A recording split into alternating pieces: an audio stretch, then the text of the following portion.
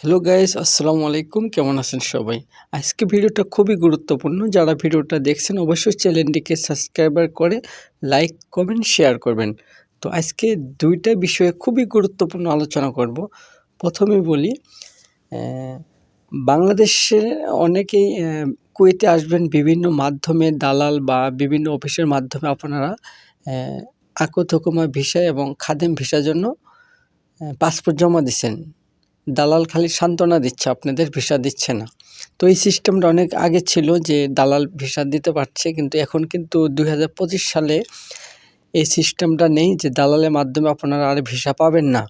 কারণ এখন ভিসা নিলে আপনি যে মালিকের আন্ডারে আসবেন বা কোম্পানির আন্ডারে আসবেন, সেই মালিক বা সেই আরাবিয়া সেই এম্বাসির সাথে যোগাযোগ করে আপনার জন্য ভিসার বিষয়ে কথা বলে তারা ভিসা এম্বাসি থেকে নিতে হবে।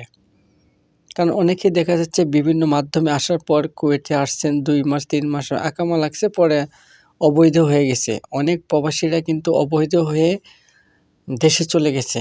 অনেক টাকা খরচ করে তারা আসছে কুয়েতে, ২ মাস ৩ মাস পরে পুলিশে ধরে দেশে নিয়ে গেছে।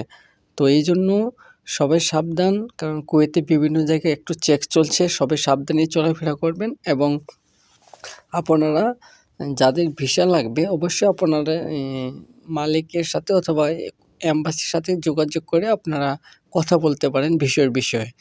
তবে দালালের মাধ্যমে না পাসপোর্ট জমা দেয় ভালো মনে করি।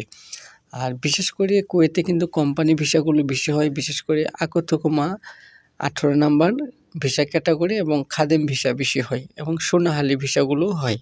তো ভালো ভিসা আসবেন, অনেক টাকা